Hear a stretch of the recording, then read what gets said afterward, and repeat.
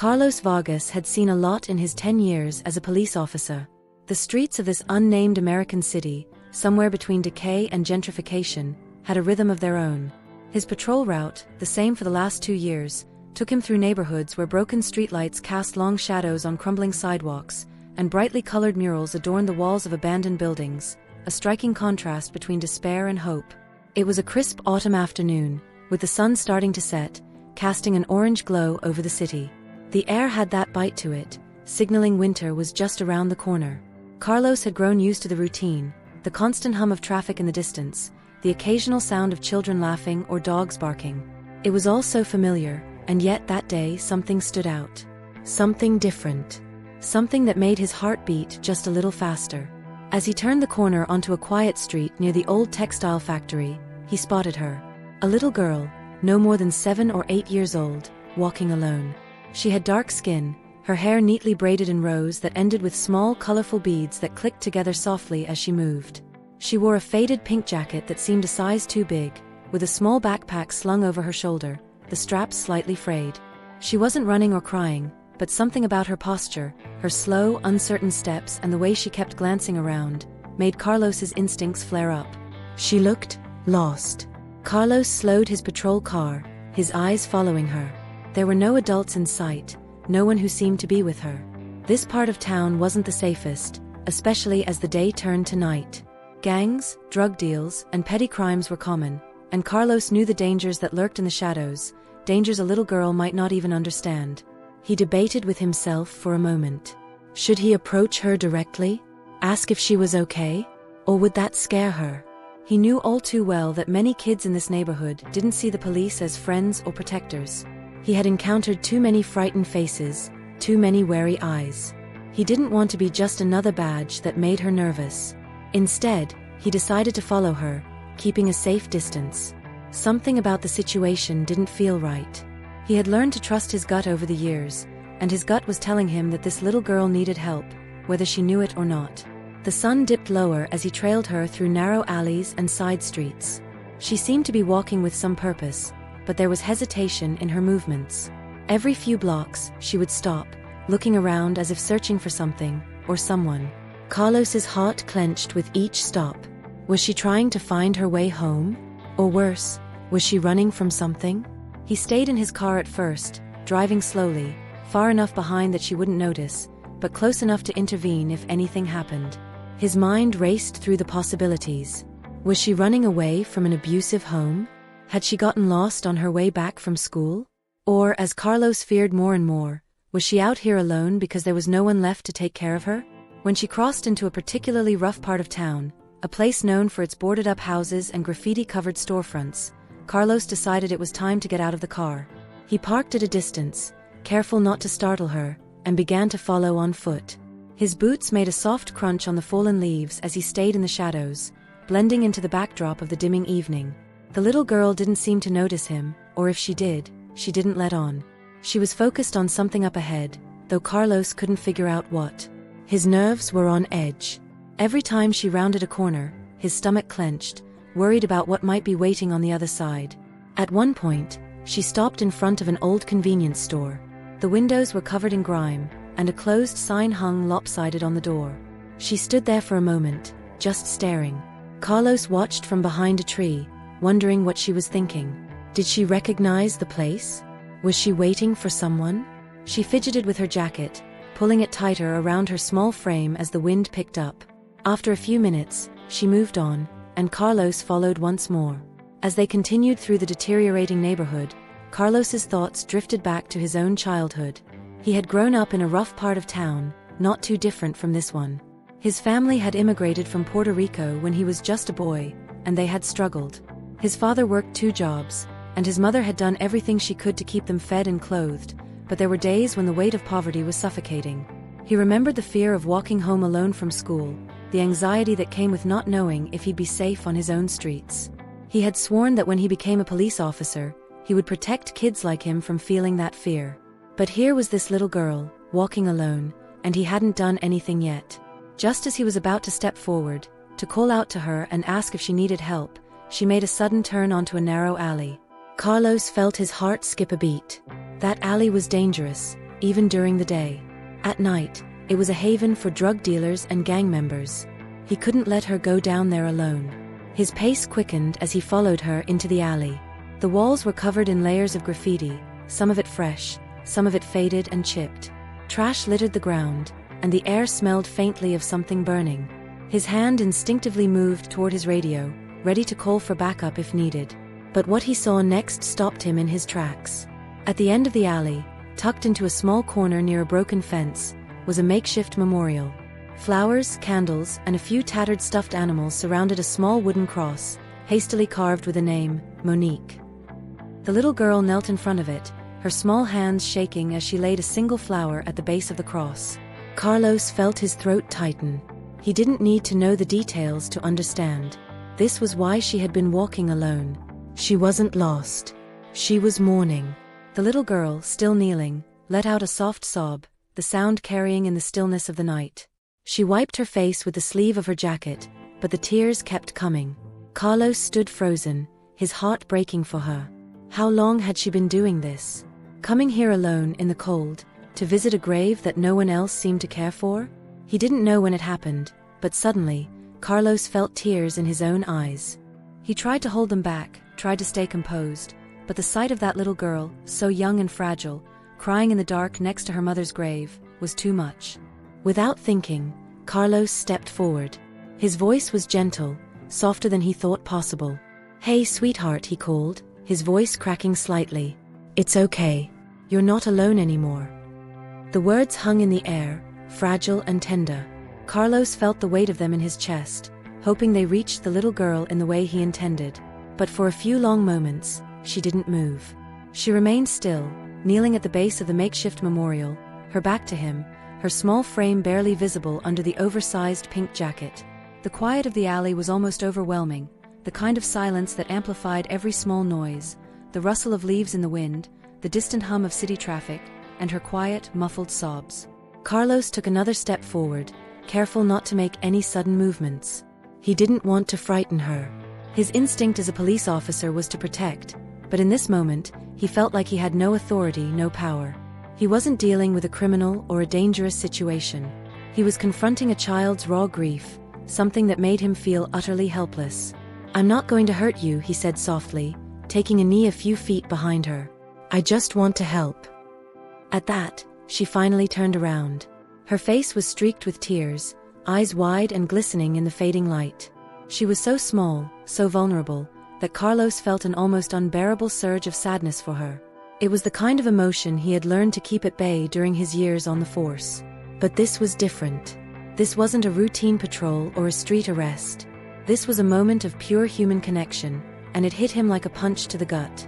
The girl stared at him for a long time, as if trying to figure out if he was real, or if his presence was just another part of her grief-fueled imagination. Then, as if deciding that he was no threat, she wiped her face with the back of her hand and sniffled. You're a cop," she said, her voice barely above a whisper. It wasn't a question. It was a statement, one laced with caution and uncertainty. Carlos nodded, offering a gentle smile. "Yeah, I'm a cop. My name's Carlos. What's yours?" For a moment, she didn't answer, her eyes darting to the small wooden cross behind her. Carlos could see the conflict in her face, the hesitation. He understood. Cops weren't always the good guys in her world, and he couldn't blame her for being wary. "It's okay," he reassured her, keeping his voice soft. "You don't have to tell me if you don't want to, but I just want to make sure you're okay.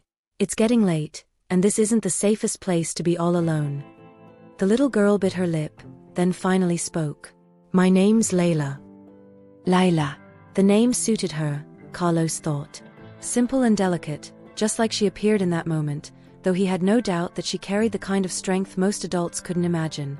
"Layla," he repeated, nodding as if to let her know her name was safe with him. "That's a beautiful name. Are you here to visit someone?" He already knew the answer, but he needed her to say it.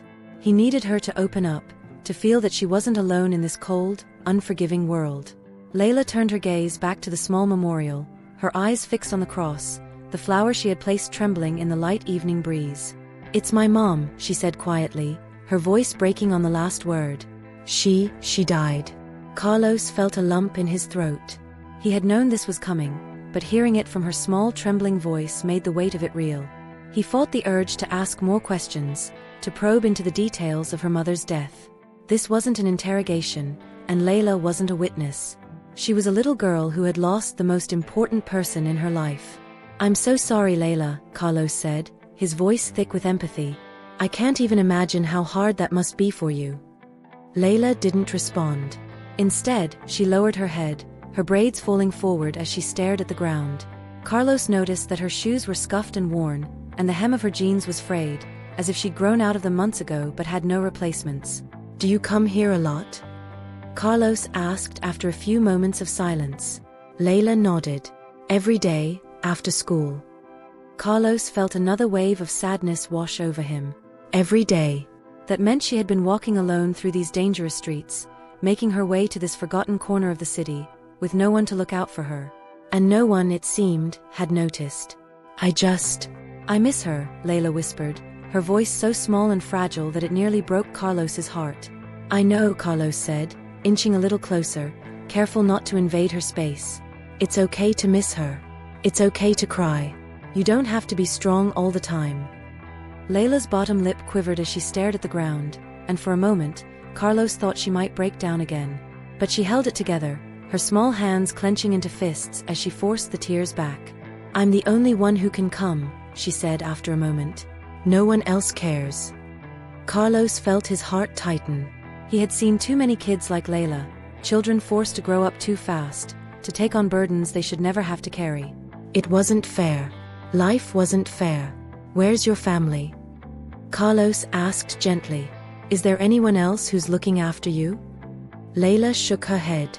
"It's just me now. My aunt was supposed to take care of me, but she's not around much. She doesn't care. She didn't even come to the funeral." Carlos swallowed hard, fighting the rage that simmered beneath the surface. How could anyone abandon a child like this? How could they leave her to fend for herself, to grieve alone? "I'm so sorry, Layla," Carlos said, his voice heavy with sorrow. "You shouldn't have to go through this alone." Layla wiped her eyes again, this time with a little more force, as if trying to erase the tears completely. "I'm okay," she insisted, though her voice wavered. I just want to be with her." Carlos's heart ached.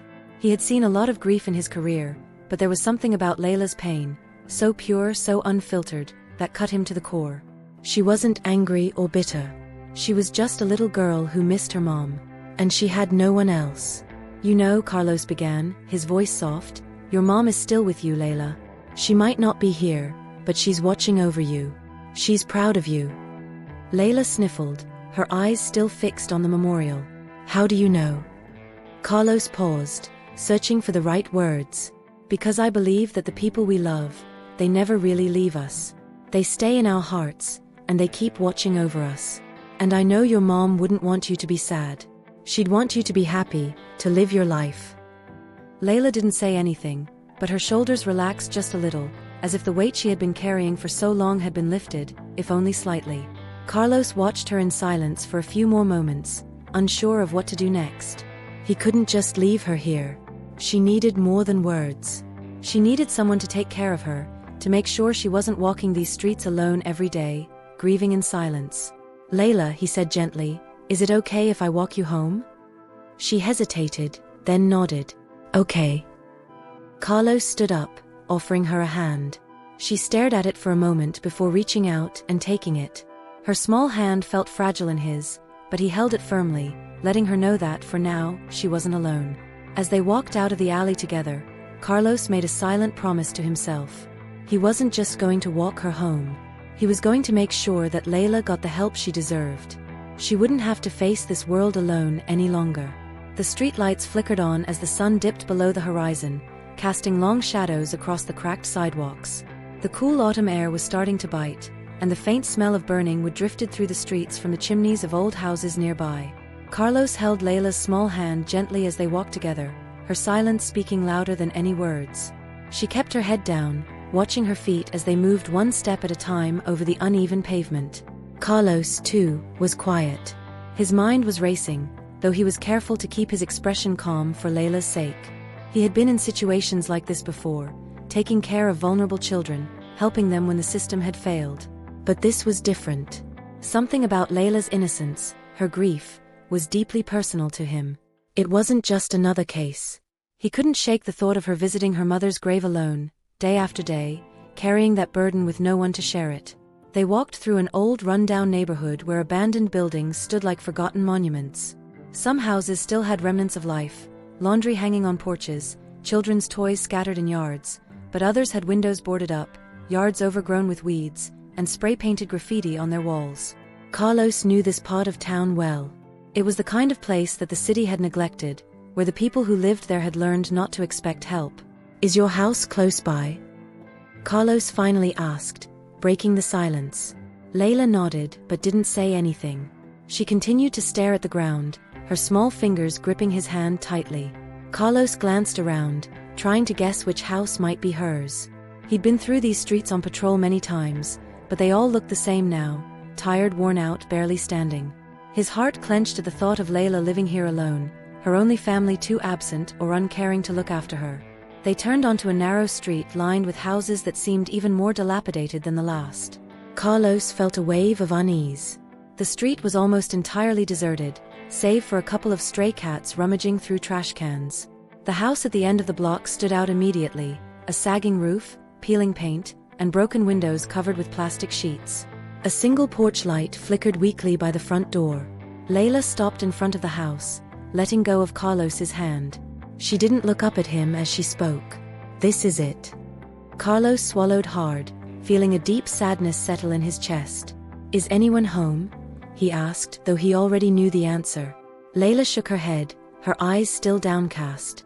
"My aunt's not here. She never is." Carlos took a deep breath, trying to remain calm. He had to think carefully about what to do next. He couldn't just leave her here. But he also couldn't barge into her life and try to fix everything. This wasn't a situation that could be solved overnight. "Do you have anyone else? Any neighbors or friends who look out for you?" Layla shrugged. "Sometimes Miss Denise from down the street comes by. She gives me food and stuff. But she's not here a lot either. Everyone's busy." Carlos nodded, though inside, he felt a growing frustration. How could this have gone unnoticed? How could a little girl like Layla be left to fend for herself, with no one stepping in to help? His mind flashed back to his own childhood. Growing up in a poor neighborhood had its challenges, but Carlos had been lucky. He'd had a strong family, even if they didn't have much. His mother had worked long hours as a house cleaner, and his father had spent years as a construction worker, taking every job he could find to make sure they had food on the table. They had struggled, but they had never let him feel abandoned. Looking at Layla now, standing in front of that broken-down house with nowhere else to go, Carlos felt the familiar sting of anger and helplessness. This wasn't how things were supposed to be. "Layla," he said softly, kneeling down to her level. "I don't want to leave you here all by yourself. Is there any place else you can go? Maybe we can find your aunt." Layla shook her head again, her braids swaying with the movement. "She won't care. She never does." Carlos clenched his jaw, fighting back the urge to march into that house and demand answers from whoever was supposed to be taking care of Layla. But he knew that wouldn't help. Not now, not in this moment. "Okay," he said after a long pause. "How about we go back to the station for a little while? We can talk to some people and see if we can get you somewhere safe tonight. I promise I won't let anything bad happen to you." Layla hesitated, her small face scrunched up in thought. She didn't want to go anywhere else. This was the only place she knew. But deep down, she also knew that Carlos was right. She couldn't stay here alone, not tonight. Finally, she gave a small nod, and Carlos stood up, gently placing his hand on her shoulder. He didn't want her to feel like she was being forced into anything. He just wanted her to know she had someone on her side. They began to walk back down the street, away from the house, and as they did, Carlos felt the weight of everything settle on his shoulders. He had seen neglect before, but this felt different. It felt more personal. Layla wasn't just another statistic, another name on a file. She was a little girl with a story, with a mother she had lost, and with no one else to turn to. As they neared his patrol car, Carlos thought about what would happen next. He'd take her to the station, talk to his supervisors, and get her the help she needed. But it didn't feel like enough. It felt like putting a band-aid on a much larger wound, one that would keep bleeding long after tonight. He opened the passenger door for Layla, helping her inside before getting in on the driver's side. The car's interior felt cold, the weight of the situation making the silence between them even heavier. As Carlos started the engine, his radio crackled to life. A voice came through, listing off routine updates from dispatch, but Carlos barely heard it. His mind was elsewhere, thinking about what he could do, what he should do. Layla's quiet sniffles from the passenger seat pulled him back to the moment. He glanced over at her, seeing the exhaustion on her face. The weight of her grief, her loneliness, seemed too heavy for someone so young. And Carlos, for all his years of training and experience, didn't know how to fix it. "Layla," he said quietly, not sure if she was even listening, "I'm going to do everything I can to help you, okay? You're not alone anymore." She didn't respond, but Carlos saw the faintest hint of relief in her eyes. It wasn't much, but it was a start. As he drove through the dimly lit streets, the weight of the night settled over him like a thick fog. He knew this was just the beginning. Layla's story wasn't unique, it was one of many he had encountered in his career. But that didn't make it any less heartbreaking. And it didn't make him any less determined to find a way to make things right, at least for her. The journey back to the station was a quiet one. The city, now fully cloaked in darkness, seemed both peaceful and haunting. Carlos's mind raced with thoughts of what would come next, but one thing was certain: Layla's life had been forever changed, and now so had his. The police station was quiet by the time Carlos and Layla arrived. The faint hum of fluorescent lights filled the halls, occasionally interrupted by the muffled voices of officers exchanging end-of-shift stories or typing away at their reports. The harsh brightness of the lights contrasted sharply with the dark, empty streets they had just driven through, making the station feel oddly sterile, like a place detached from the real world, where emotions were tucked away behind procedures and paperwork. Carlos parked his patrol car, taking a deep breath before opening the door for Layla. She had fallen silent during the ride, her small frame curled up in the passenger seat. He hated how exhausted she looked, how out of place she seemed in a world that had offered her nothing but hardship. She looked up at him as he opened the door, her eyes still red and puffy from crying earlier, but she said nothing. "Come on, kiddo," Carlos said softly, extending his hand. "Let's go inside." Layla hesitated for a moment, her eyes darting between Carlos and the looming entrance of the police station. Carlos could tell she didn't want to go in. She had probably heard stories about what happens when you're taken to a place like this. Stories about kids who never see their homes again. But Carlos wasn't just any cop to her now. He had been kind. He had listened. Slowly, she took his hand, her tiny fingers gripping his palm as they walked toward the station. As they entered, Carlos gave a quick nod to the desk sergeant, Officer Harris, who was hunched over a pile of paperwork. Harris barely glanced up, his tired eyes registering Carlos and Layla as just another part of his long night. The station wasn't a place where compassion came naturally. It was a place of function, of structure. People came in, problems were addressed, and then they left. Carlos felt the coldness of it all, but tonight, it felt especially stark. "I'm gonna take her to one of the interview rooms," Carlos said quietly to Harris. "I'll need to talk to Child Services after I get some more information." Harris grunted in acknowledgement, too worn out to question Carlos's actions. Carlos led Layla down a narrow hallway lined with offices and interview rooms.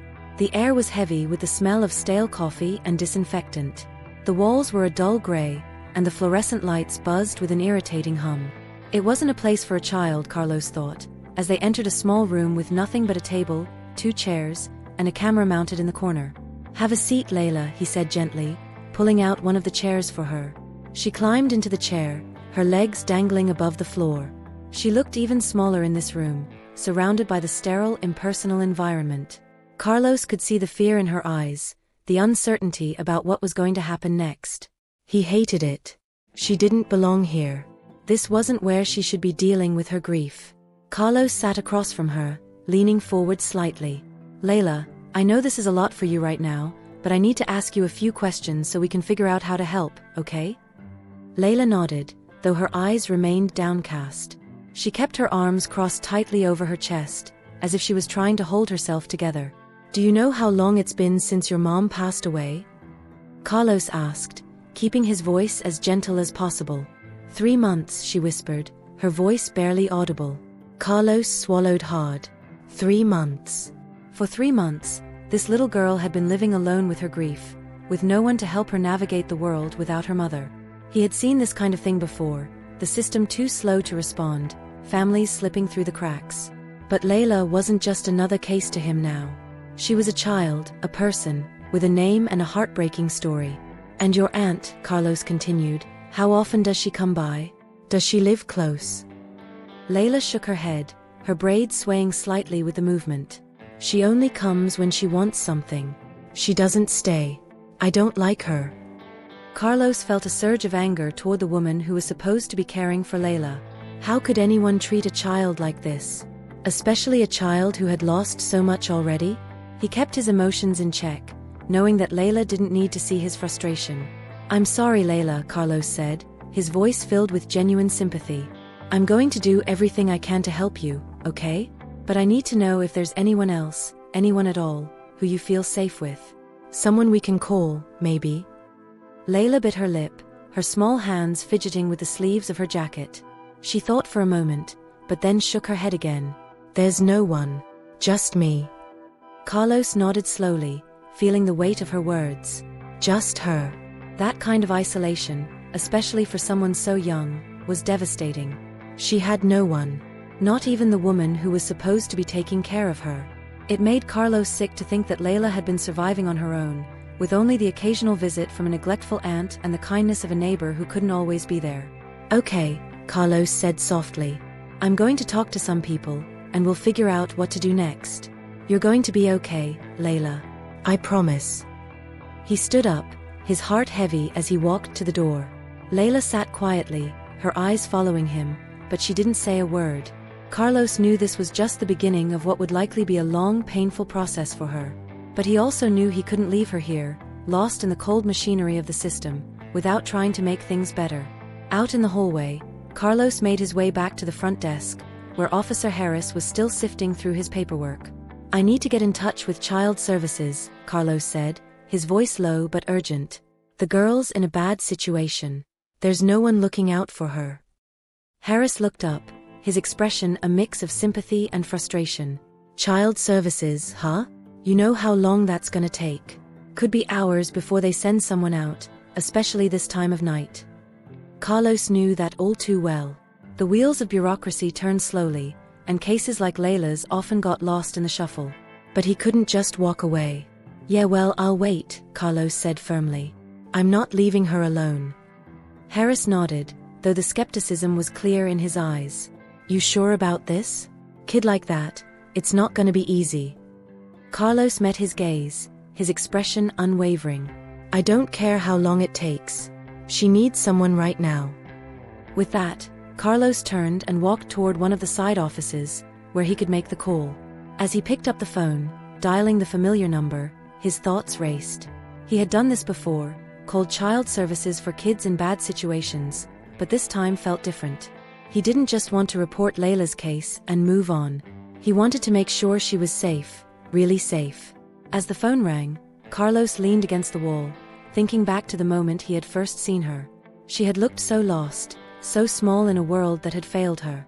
And now, here she was, sitting alone in a sterile interview room, waiting for someone to decide what would happen to her next. The line finally clicked, and a tired voice on the other end answered. "Child Services, how can I help you?" Carlos took a deep breath, steadying himself. "This is Officer Carlos Vargas. I've got a young girl here, her name's Layla. She's in a bad situation, and I need someone from your department to come down and help." There was a pause on the other end, the sound of typing filling the silence before the voice responded. "We'll try to send someone out, but it's late, Officer Vargas. We're stretched thin tonight. It might be a few hours before we can get someone over there." Carlos clenched his jaw. He knew this was coming, but it still frustrated him. "She can't stay here all night. Is there anything we can do to speed this up?" Another pause, then a sigh. "I'll put a note in the system to expedite the case, but that's the best I can do right now. Just keep her safe until we get there." Carlos thanked the woman and hung up, the frustration gnawing at him. He couldn't shake the feeling that this system was failing kids like Layla every day. But tonight, at least, he would make sure she was safe. He headed back to the interview room, where Layla sat in the same position, her small figure dwarfed by the chair. As he walked in, she looked up at him, her eyes filled with uncertainty. "Child services is on their way," Carlos said softly, sitting down across from her again. "But it might take a little while." Layla didn't say anything. She just nodded, her eyes falling back to the table in front of her. Carlos leaned back in his chair, watching her closely. He wasn't going to leave her. Not now, not ever. For tonight, he would be the person she could rely on, the person who wouldn't abandon her. And as he sat there in the cold, impersonal room, Carlos made a silent promise to himself. He wouldn't just be another officer passing through Layla's life. He would do everything in his power to make sure she wasn't forgotten. Not by the system. Not by anyone. Carlos sat back in his chair, his eyes fixed on Layla as she stared down at her hands, which were clasped tightly together on the table. The interview room felt too cold, too harsh for a child like her. It was a room where interrogations happened, where confessions were extracted, where hardened criminals faced the consequences of their actions. But Layla wasn't a criminal.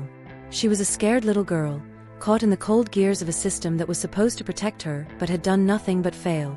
The minutes ticked by slowly. The quiet hum of the station, distant and muffled, only amplified the isolation in the room. Carlos leaned forward, resting his elbows on the table, his hands clasped together as he tried to find the right words. "Layla," he began softly, "I know this is a lot right now. I know you're scared. But I want you to know that you're not in trouble. We're just trying to make sure you're safe." Layla didn't look up. She hadn't spoken since they arrived at the station. The weight of the day had clearly taken its toll on her, and Carlos could see the exhaustion in her posture. Her shoulders were slumped, and her small body seemed even smaller in the stiff, uncomfortable chair. Carlos sighed, leaning back again, unsure of how to reach her. He wasn't a social worker. He wasn't trained to comfort children in situations like this. He was just a cop who had seen too many kids fall through the cracks, and he didn't want Layla to be one of them. He let the silence hang between them for a few moments longer before speaking again. "Layla, can you tell me a little more about your mom?" At this, Layla flinched slightly, but her gaze remained fixed on the table. Carlos wasn't sure if he had made the right move by asking about her mother, but he had to try something. He had to break through the wall that had gone up around her since they arrived at the station.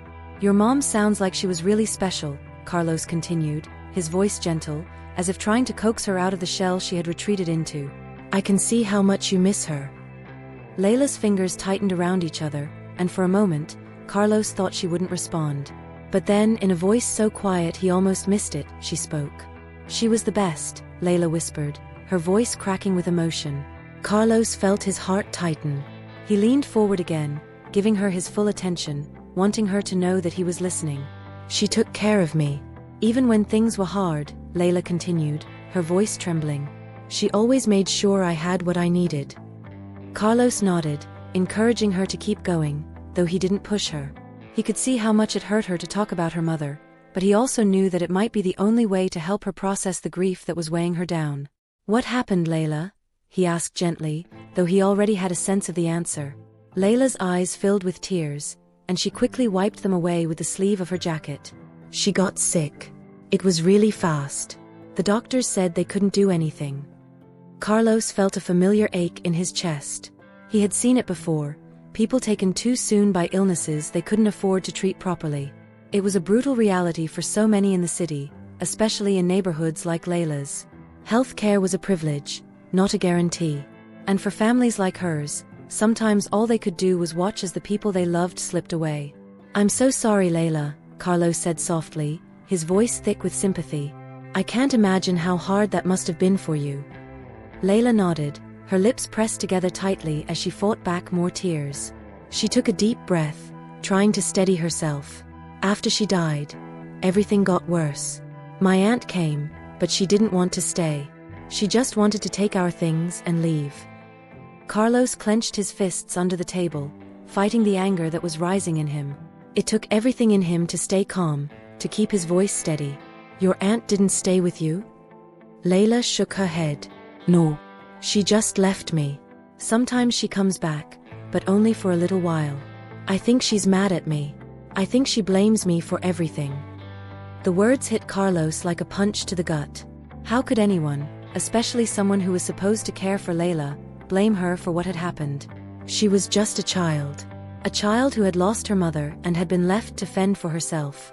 You didn't do anything wrong, Layla, Carlos said firmly, leaning forward again. None of this is your fault. Your aunt has no right to treat you like that. Layla didn't respond, but Carlos could see the doubt in her eyes. She had been carrying this burden alone for so long that she probably believed every word her aunt had said to her. Carlos took a deep breath, trying to calm himself. He had to stay focused. He couldn't let his anger at Layla's situation get the better of him. Right now, she needed someone to be strong for her. Listen, he said, his voice steady, I know this is really hard, but I want you to know that we're going to help you. I'm going to make sure you don't have to go through this alone anymore. We'll figure this out together, okay? Layla glanced up at him for the first time since they had arrived at the station. Her eyes were filled with uncertainty, but there was a flicker of hope there, too. It was faint, but it was something. Just then, there was a knock at the door. Carlos looked up to see Officer Harris standing in the doorway, his expression grim. They're here, Harris said quietly. Child Services. Carlos nodded, his heart sinking. He had known this moment was coming, but it didn't make it any easier. He looked back at Layla, who had tensed up at the mention of Child Services. Her eyes widened, and her hands gripped the edge of the table. Layla, Carlos said softly, trying to calm her. They're just here to help. I'm going to stay with you, okay? I'm not leaving. Layla's lips trembled, and for a moment, Carlos thought she might cry again. But instead, she nodded slowly, her eyes filled with fear and uncertainty. Carlos felt a lump in his throat. He had promised her she wouldn't be alone, and now he had to make good on that promise. He stood up, walking over to Harris, who stepped aside to let him out.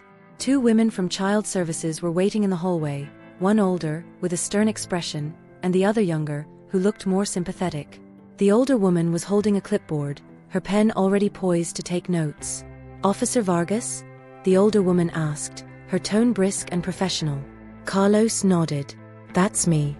I'm Ms. Martinez, with Child Services, she said, glancing at her clipboard. We've been informed about the situation with the girl.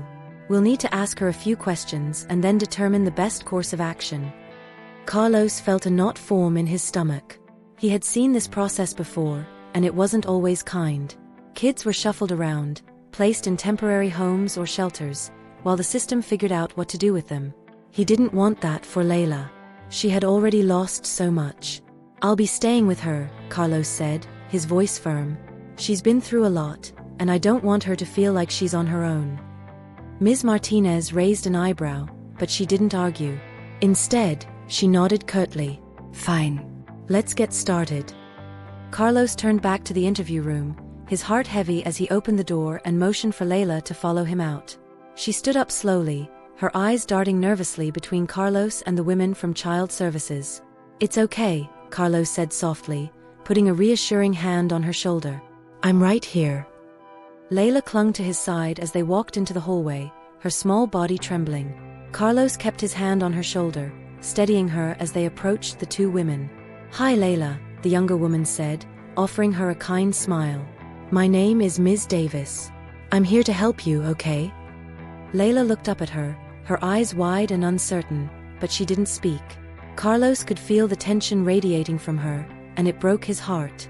We're just going to ask you a few questions, Ms. Davis continued, her tone gentle. And then we'll figure out the next steps. You're not in trouble, okay? Layla nodded, though her grip on Carlos's hand tightened. Carlos knelt down beside her, meeting her eye level. I'm not going anywhere, he promised. I'll be right here the whole time.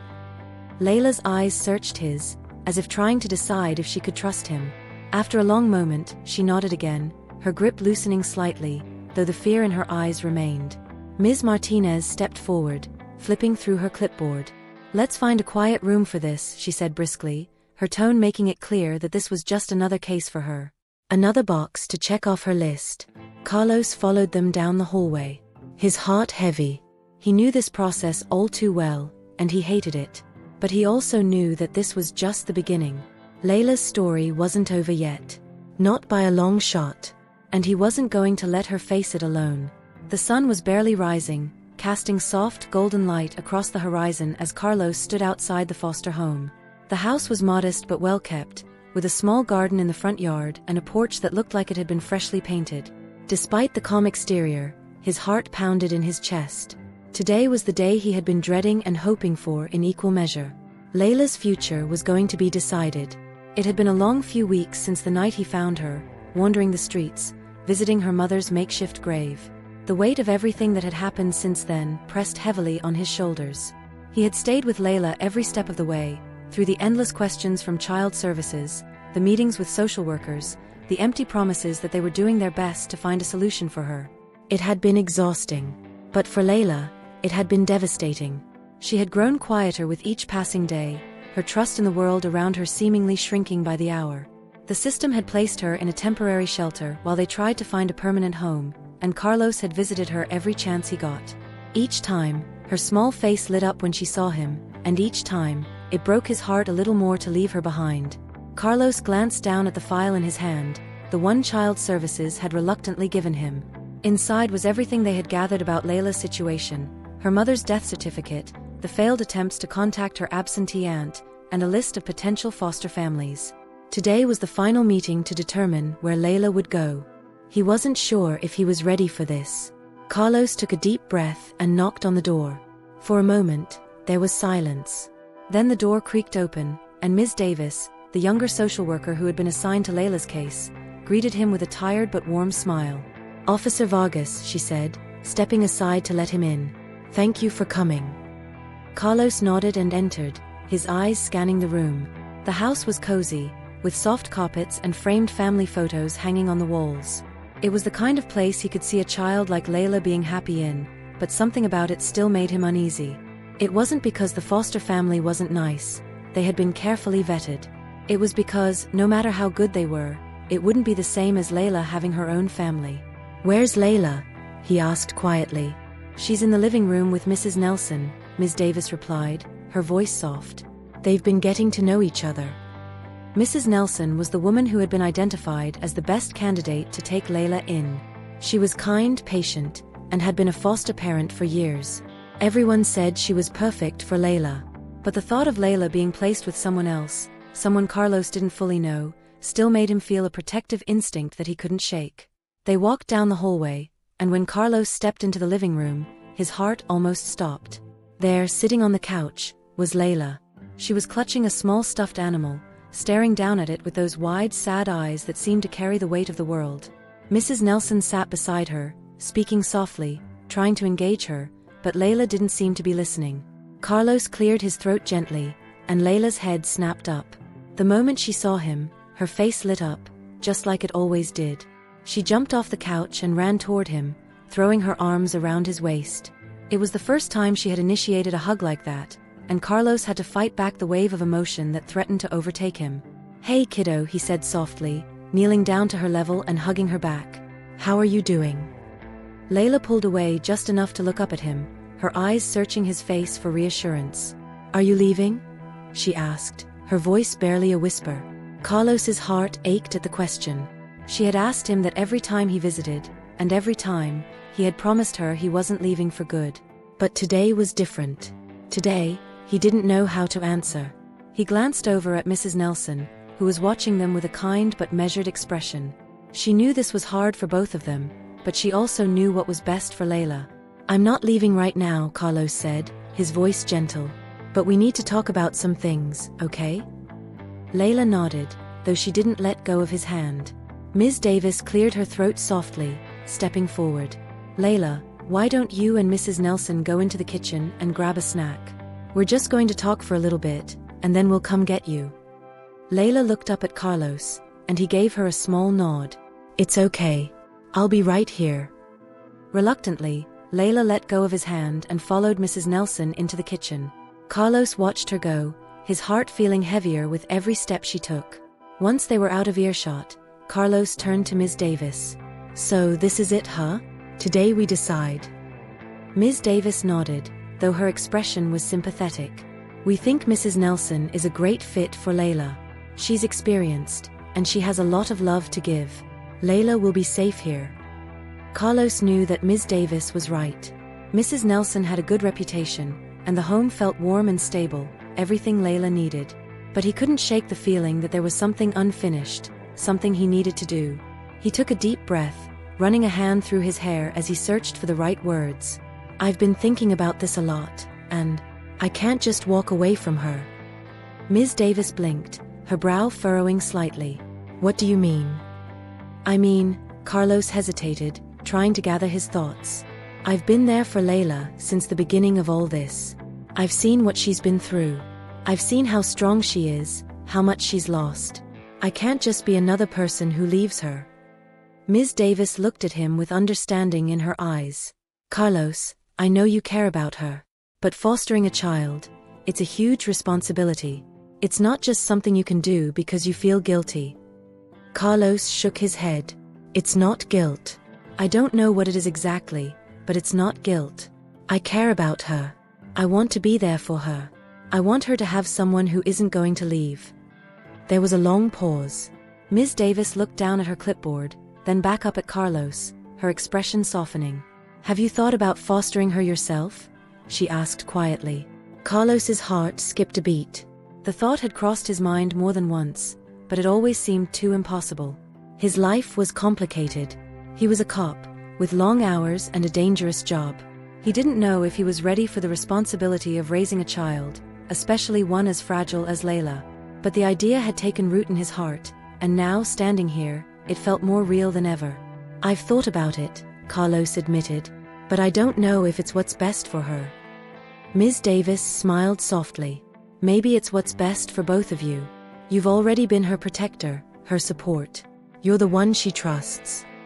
Carlos felt his throat tighten. Could he really do this?